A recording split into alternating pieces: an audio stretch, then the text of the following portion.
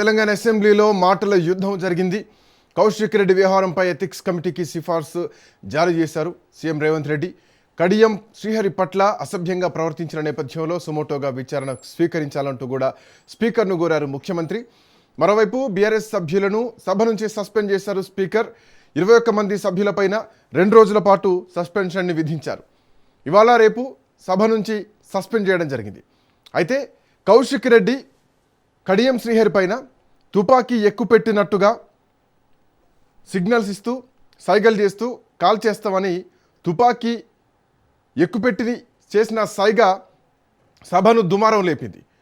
ఒక దళితుడి పైన, కేసీఆర్తో స్థాయి ఉన్నటువంటి వ్యక్తి పైన, ఒక మాజీ ఉప ముఖ్యమంత్రి స్థాయి పదవిని అలంకరించినటువంటి వ్యక్తి పైన తుపాకీ ఎక్కుపెట్టినట్టు మీరు సైగలు చేస్తారా? ఇది దళితుల పట్ల బీఆర్ఎస్ పార్టీకి ఉన్నటువంటి చిత్తశుద్ధి ఏందో అర్థమవుతుంది. వాళ్ళపైన ఎంత చిన్న చూపు చూస్తుందో అర్థమవుతుందంటూ కూడా సభ మొత్తం కూడా కడియం శ్రీహరికి మద్దతు ఇస్తూ పాడి కౌశిక్ రెడ్డిని, బీఆర్ఎస్ పార్టీ ఎమ్మెల్యేలను టార్గెట్ చేస్తూ మాట్లాడారు. గతంలో కూడా స్పీకర్కు సభ నడపడం రావట్లేదు, సభను నడిపించడం నేర్చుకోండి అంటూ కూడా గతంలో బీఆర్ఎస్ పార్టీ ఎమ్మెల్యేలు చేసినటువంటి కామెంట్ను కూడా ఈరోజు ముఖ్యమంత్రి ప్రస్తావించారు.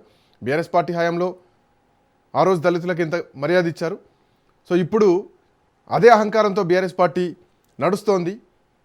ఎవరైనా సలహాలు సూచనలు ఇవ్వండి, అక్రమాల అన్యాయాలు ఏమైనా జరిగితే వాటిపైన మాట్లాడండి, కానీ అంతే తప్ప ఈ విధానం ఏంటంటూ ముఖ్యమంత్రి ఘాటుగా స్పందిస్తూ స్పీకర్ దీనిపైన సుమోటోగా తీసుకోవాలి అంటూ కూడా చేయడం జరిగింది. సో ఎథిక్స్ కమిటీని నియమిస్తూ ఆ కమిటీకి అప్పయ్యపాల ఏదో ఒక నిర్ణయం తీసుకోవాలి. సో పాడి కౌశిక్ రెడ్డి భవిష్యత్తు ఎట్లా ఉండబోతుంది, ఏం జరగబోతోంది మాట్లాడదాం. బిఫోర్ దట్ కార్తిక్ గారు కాంగ్రెస్ పార్టీ నుంచి, గౌతమ్ ప్రసాద్ గారు బీఆర్ఎస్ పార్టీ నుంచి, అలాగే ప్రొఫెసర్ శేషు సార్ ప్రముఖ రాజకీయ విశ్లేషకులు మనతో పాటు జాయిన్ అవుతున్నారు. డిబేట్లోకి వెళ్ళే ముందు ఒకసారి మా కరెస్పాండెంట్ సునీల్ ఉన్నారు అసెంబ్లీ నుంచి. సునీల్, లేటెస్ట్ అప్డేట్స్ ఏంటి? బీఆర్ఎస్ పార్టీ ఎమ్మెల్యేలు ఇంకా నిరసన తెలుపుతున్నారా? సో ఎథిక్స్ కమిటీ నియమిస్తున్నారా? నియమిస్తే అప్డేట్ ఎప్పటి వరకు రావచ్చు? అండ్ ఈరోజు సాయంత్రానికి ఎట్లాంటి నిర్ణయం తీసుకోవచ్చు? స్పీకర్ నిర్ణయాన్ని ఎట్లా చూడొచ్చు, ఎప్పటివరకు ఉండొచ్చు?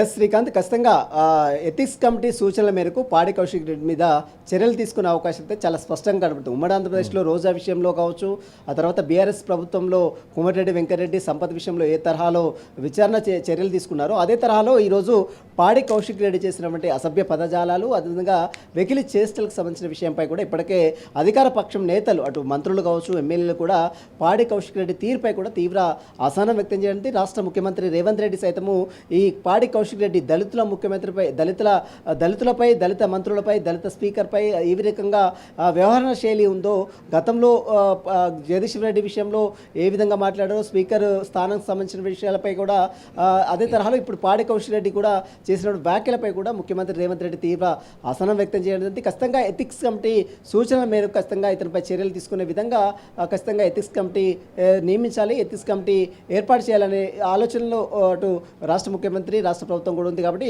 స్పీకర్ నేతృత్వంలో త్వరలోనే ఎథిక్స్ కమిటీని ఏర్పాటు చేసి, ఇప్పటివరకైతే కమిటీలు నిర్మించలేదు. అసెంబ్లీలో ప్రాంగణంలో ఎథిక్స్ కమిటీ అనేది ఖచ్చితంగా ఉండాల్సిన అవసరం ఉంది. సభా సాంప్రదాయాన్ని గౌరవించాల్సిన అవసరం ఉంది. ప్రతి ఒక్కరు కూడా సభ పట్ల గౌరవంగా వ్యవహరించాల్సిన అవసరం ఉంది. ఎందుకంటే రాష్ట్ర ప్రజల పక్షాన, రాష్ట్ర ప్రజలకు వారి పక్షాన ప్రతిపక్ష నేతలు గొంతు వినిపించాల్సిన నేతలు ఈ రకంగా సభలో ఇష్టానుసారంగా సభ సంప్రదాయాలను మంటగొలుపుతూ ప్రొసీడింగ్స్ని ఫాలో కాకుండా వ్యవహరిస్తే మాత్రము అసెంబ్లీ ప్రొసీడింగ్స్ యాక్ట్ ప్రకారం ఖచ్చితంగా వారిపై చర్యలు తీసుకునే అవకాశం ఉంది. ఇదే తరహాలో గతంలో కోమటిరెడ్డి వెంకరెడ్డి సంపద విషయంలో ఏ తరహాలో తీసుకున్నారో, ఉమ్మడి ఆంధ్రప్రదేశ్లో రోజా విషయంలో ఏ తరహాలో చర్యలు తీసుకున్నారో అదే తరహాలో ఇప్పుడు పాడి కౌశిక్ రెడ్డి మీద చర్యలు తీసుకునే అవకాశం అయితే ఖచ్చితంగా కనబడి చెప్పవచ్చు. ఇక ఈరోజు 10వ రోజు, ఈరోజు 10 రోజుల నుంచి అసెంబ్లీ కొనసాగుతూనే ఉంది. ఈరోజు ప్రధానంగా 3 అంశాలకు సంబంధించినటువంటి బిల్స్ని అసెంబ్లీలో ప్రవేశపెట్టారు. ఒకటి గిగ్ వర్కర్లు, అదేవిధంగా అడ్వకేట్ ప్రొటెక్షన్ యాక్ట్ సంబంధించినటువంటి బిల్స్ కావచ్చు, మరోవైపు ప్రభుత్వ ఉద్యోగులకు సంబంధించినటువంటి తల్లిదండ్రులకు 10 నుంచి 20% వారికి జీతభత్యాల నుంచి చెల్లించే ప్రక్రియ, ఈ ప్రొసీడింగ్స్ సజావుగా కొనసాగుతున్న నేపథ్యంలో ఒక్కసారిగా పాడి కౌశిక్ రెడ్డి, అటు కడియం శ్రీహరి, అటు కేసీఆర్ సమూజిగా పనిచేసినటువంటి వ్యక్తి కడియం శ్రీహరి ఉప ముఖ్యమంత్రిగా పనిచేశారు. ఎంతో రాజకీయ అనుభవజ్ఞటువంటి వ్యక్తి, అలాంటి వ్యక్తిపై దుర్భాషలాడడం, వెకిలి చేష్టలు చేయడం పట్ల అటు అధికార పక్ష నేతలు కూడా పాడి కౌశిక్ రెడ్డి తీరుపై తీవ్ర అసహనం వ్యక్తం చేస్తున్నారు. ప్రస్తుతం అయితే దీనిపై ఈరోజు అటు రాఘవ కన్స్ట్రక్షన్ సంబంధించిన విషయంపై కూడా బీఆర్ఎస్ నేతలు కొంత ఆందోళన చేసిన నేపథ్యంలో స్పీకర్ మాత్రం 21 మంది బీఆర్ఎస్ నేతలు సస్పెండ్ చేశారు. ఈ రోజు రేపు వాళ్ళిద్దరిని కూడా అంటే 2 రోజుల పాటు వారిని సస్పెండ్ చేశారు. కాబట్టి ఖచ్చితంగా రాబోయే కాలంలో ఇంకా అసెంబ్లీ మాత్రం హాట్గా కొనసాగే అవకాశం ఉంది. పాడి కౌశిక్ రెడ్డి విషయంలో కూడా శాస్త్ర సభ్యత్వాన్ని రద్దు చేస్తారా? ఎందుకంటే ఇప్పటికే గతంలో చేసినటువంటి విషయాలపై కూడా గతంలో సభ్యులపై చేసినటువంటి ఏదైతే ఇష్యూస్ అదే తరహాలో ఈరోజు పాడి కౌశిక్ రెడ్డి విషయంలో కూడా ఎథిక్స్ కమిటీ చేస్తుందనేది పెద్ద ఎత్తున ప్రచారం అయితే కొనసాగుతుంది. Srikanth, thank you Sunil, thanks for updates.